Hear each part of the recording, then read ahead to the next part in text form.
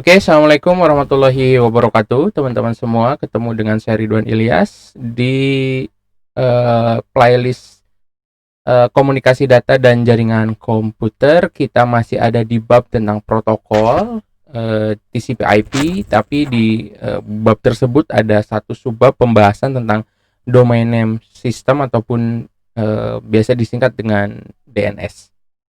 Nah, domain name system ataupun DNS ini adalah protokol yang menghubungkan antara URL dengan protokol internet atau internet protokol address ya, atau dengan IP address.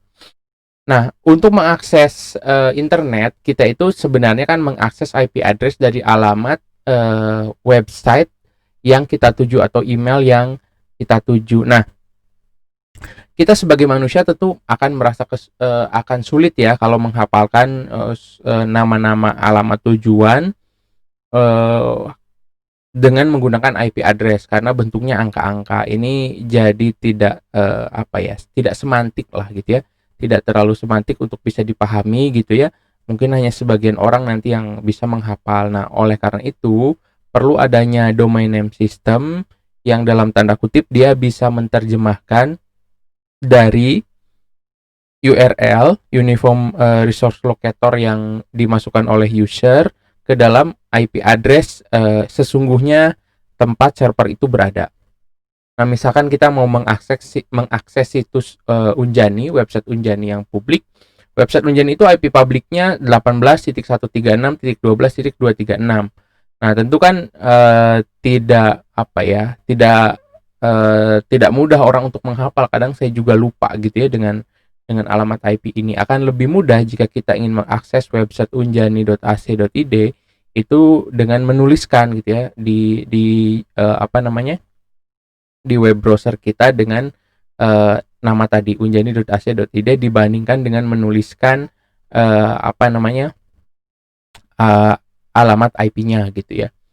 Dan nanti dalam kasus-kasus tertentu kadangkala satu alamat IP ini nanti bisa dipakai untuk berbagai lebih dari satu URL. Nanti DNS yang akan mengalokasikan misalkan URL ini menuju ke IP yang sama, sorry, backend server ya maksudnya ya, control panel yang akan meneruskan misalkan kita punya berbagai alamat yang ternyata itu bisa saja disimpan di satu server alamat IP yang sama gitu. Justru ketika mengakses IP-nya langsung malah tidak bisa gitu.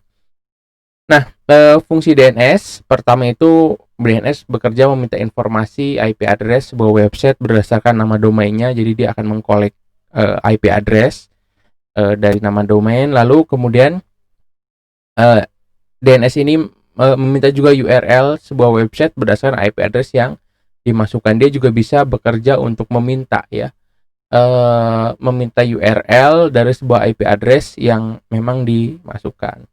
Lalu mencari server yang tepat untuk mengirim email. Sama juga ketika mengirim email kan kita menggunakan @gmail, @unjani, @kampus dan sebagainya. Bagaimana mengalokasikan itu menuju server yang benar itu dikerjakan oleh DNS. Nah, keuntungan dan kelebihannya justru lebih mudah berinternet. Kita tadi nggak perlu menghafal segitu banyak IP address, lalu kemudian lebih konsisten penggunaannya, lebih mudah juga dikonfigurasi ya. Kita bisa mengupdate DNS, nanti ada beberapa jenis DNS, kita bisa mengganti satu IP dengan IP yang lain. Biasanya tentu prosesnya tidak langsung berubah, ada perlu waktu mungkin paling lama biasanya 1 hari untuk mensinkronisasi antara IP address dengan nama domainnya. Nah, lebih aman dengan DNS ini, jauh lebih aman, aktivitas transfer semua terpantau oleh DNS. Nah, di DNS itu ada beberapa bagian. Karena prinsip dasarnya itu seperti kamus, mencocokkan URL dengan IP address. Nah, cara membaca URL ini itu berdasarkan hierarki ya, dari penulisan URL yang kita masukkan ke address bar yang ada di browser misalkan, itu kita baca dari belakang. Nah, misalkan kasus misalkan ini saya ambil dari salah satu penyedia jasa layanan internet, satu kasus ya, dijelaskan misalkan di sini kasusnya kita mau mengakses en.wikipedia.org titik, maka yang terjadi adalah DNS itu akan membaca dari root level domain paling belakang. Nah, root level domain paling belakang itu biasanya titik ya. Walaupun jarang sebenarnya kita menambahkan titik di belakang ya. Sebenarnya itu ada ya. Diterjemahkan oleh browser sebenarnya ada titik di belakang. Nah, itu root level domain titik di belakang. Nah, lalu dari titik yang belakang ini akan beranjak ke sebelah kiri ya, ke maju ke bagian depannya. Ini adalah top level domain. ORG ini top level domain. Nah, top level domain ini nanti ada dua jenis. Ada top level domain yang generic top level domain, dan ada juga yang country code top level domain ya. Nanti akan dijelaskan selanjutnya. Kalau country itu contohnya .id gitu ya. Nah, kalau yang generic ini salah satunya contohnya .org, .com, .net gitu ya. Nah, setelah dari top level domain maju lagi ke second level domain. Nah, ini second level domain ini adalah domain itu sendiri sebenarnya, ciri khas dari domain itu sendiri. Nah, pada kasus yang ada di sini, maka second level domainnya itu adalah Wikipedia itu sendiri gitu ya. Dalam kasusnya, di kasus yang ini Wikipedia gitu. Kalau tadi unjani.ac.id berarti second level domainnya itu adalah Unjani ya, karena ACID itu jadi ac.id itu jadi top level tersendiri gitu ya, digabung gitu ya. Nah, third level domain itu biasanya subdomain yang ada di depannya. Di sini ada en, ini menunjukkan English. Nah, Englishnya disimpan di depan, ini adalah subdomainnya gitu ya. Bukan, kadang-kadang ada en juga yang disimpan di belakangnya .en misalkan, atau Wikipedia juga ada yang ID-nya di depan, ada yang itu berarti subdomain dari Wikipedia gitu ya. Nah, ini kalau di sini yang en yang ini sebagai subdomainnya. Nah, biasanya kalau kita misalnya punya satu buah website, kita ingin memecah ke berbagai direktori-direktori yang berbeda untuk layanan yang berbeda, misalkan ada akademik, ada e-learning, ada keuangan. Nah, itu nanti biasanya subdomainnya, misalkan keuangan.unjani.acid misalkannya, atau akademik.unjani.acid dan sebagainya. Kalau hostname itu bagian yang ada di depan ini untuk menunjukkan skema apa sebenarnya yang diakses. Nah, secara umum kalau di web browser itu biasanya HTTP ataupun HTTPS gitu ya. HTTPS itu Hypertext Transfer Protocol yang secure. Nah, kalau misalkan kita mau mengakses FTP, di bagian depannya FTP gitu ya. Kadang-kadang ada beberapa web server yang bisa mengakses FTP-nya via halaman browser, kita cukup tuliskan FTP-nya. Nah, nanti setiap scam ini punya port-port tersendiri ya. Teman-teman nanti bisa cek video tentang port gitu. Oke, itu lalu kemudian tadi saya sudah sampaikan top level domain itu ada yang generic top level domain .com untuk komersil, .org, .net, .biz, .info gitu ya. Teman-teman juga bisa bikin sendiri, misalkan nama teman-teman misalkan siapa ya, Budi ya, misalkan, mohon maaf kalau namanya sama ya, budi.org kan bisa aja bikin sendiri, atau budi.com gitu ya. Nah, ada juga yang sifatnya fleksibel, ini .google, .android, .mitsubishi, .motorcycle gitu ya. Ini untuk generic top level domain.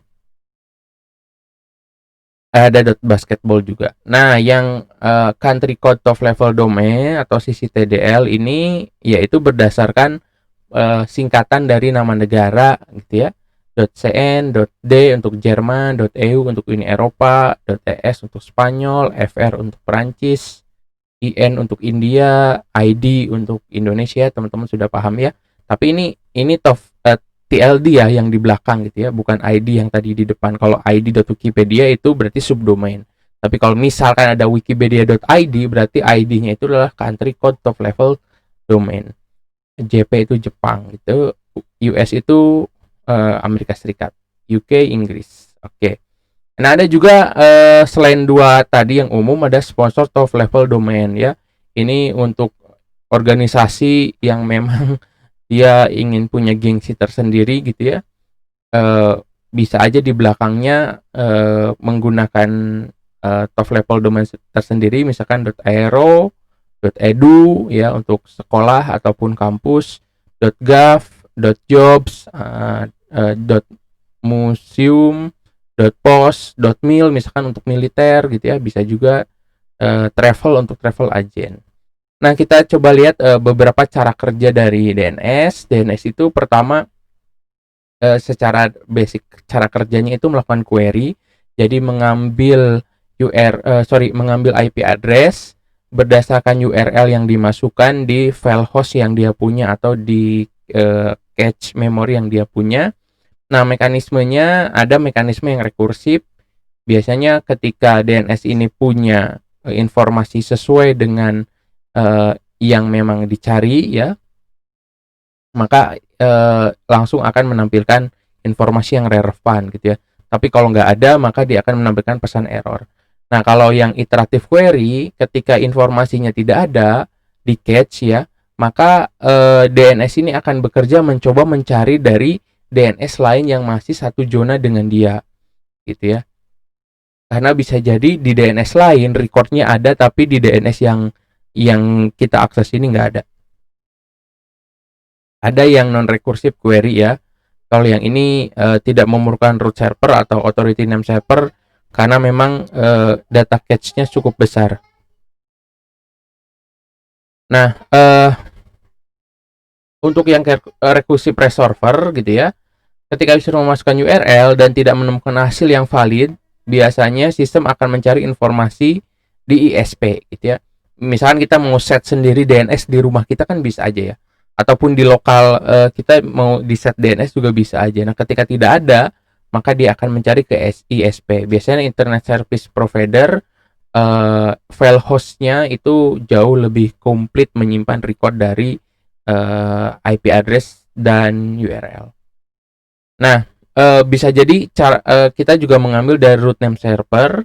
Jadi sistem akan mencari informasi yang dibutuhkan ke root name server yang ini menjadi top of the top gitu ya, tempat menyimpan URL dan IP address. Nah, sejauh informasi yang saya terima di dunia ada 13 root server yang bekerja ya. Root server ini dikelola oleh organisasi-organisasi yang memang punya kontrol atas internet ya. Ada Internet System Consortium, ada VeriSign, ada Universitas of Maryland, ada juga lab militernya punya Amerika Serikat. Nah, untuk top level domain name server ini bisa juga kita mencari informasi ke top level domain name server. Nah, ini biasanya dikelola oleh satu negara gitu ya, atau satu organisasi tertentu. Misalkan untuk ORG itu ada top level domain name servernya sendiri. ORG yang pegang tuh di situ. Jadi misalnya mau mencari misalkan ridwanilyas.org, itu biasanya di top level domain name server itu sudah ada di sana semua yang ORG gitu ya. Yang com juga ada di sana khusus. Jadi di top level domain name server ini khusus menghimpun nama-nama domain yang memang di belakangnya itu menggunakan top level domain name server. Misalkan untuk ID itu dikelola di Indonesia ya oleh saya nggak tahu apakah sudah beralih ke Kementerian Telekomunikasi atau masih dulu sih kalau tidak salah masih dipegang di luar gitu ya, di luar pemerintah. Tapi sepertinya sekarang mungkin udah dipegang di kementerian gitu ya. Ada .edu juga gitu ya. Jadi kita di sana tempat kumpulan semua URL yang di belakangnya .edu. Nah, jika satu proses itu sudah selesai, server ada jenis server yang bekerja melakukan authoritative name server. Ini memiliki semua informasi situs web yang ditujunya. Ketika informasi yang diminta sesuai dengan hasilnya, maka browser akan menampilkan situs web atau halaman yang diminta gitu ya. Ini kerjanya melakukan autoritatif gitu ya, name server. Nah, di dalam DNS, kalau teman-teman pernah membuka DNS itu ada beberapa konfigurasi ya, macam-macam setting yang kita mau. Ada record gitu ya. Ini menyimpan hostname dan TTL ini untuk IP versi 4. Ada triple A record ini untuk menyimpan hostname dengan IP versi 6. Lalu ada MX record ini untuk email SMTP ya. Lalu ada CNAME ini untuk mendirect domain. Misalkan domainnya itu hanya mendirect ke IP tertentu. Ada NS record ini untuk merujuk subdomain pada bagian authoritative name server gitu ya. Ini biasanya kalau teman-teman bermain dengan bekerja di penyedia layanan hosting, harus berikutnya adalah PTR record. Nah, ini kerjanya itu memberikan DNS resolver untuk menyediakan informasi IP address dan menampilkan hostname ya. Seperti itu. Terus ada CIRT, ini untuk menyimpan sertifikasi enkripsi ya. Ketika kita menggunakan jalur-jalur yang memang membutuhkan keamanan yang lebih. Ada SRV record, ini menyimpan informasi komunikasi ya, priority name, wake port dan sebagainya. Ada TXT record, ini membawa dan menyalurkan data yang hanya dibaca oleh mesin ya. Ada SOA record, bagian yang muncul di awal domain dokumen DNS John ya. Nah, nanti bagian ini juga yang merujuk kepada authoritative name server serta informasi lengkap dari sebuah domain untuk SOA record. Oke, itu penjelasan tentang domain name system. Terima kasih teman-teman semua. Sampai ketemu lagi di video selanjutnya. Assalamualaikum warahmatullahi wabarakatuh.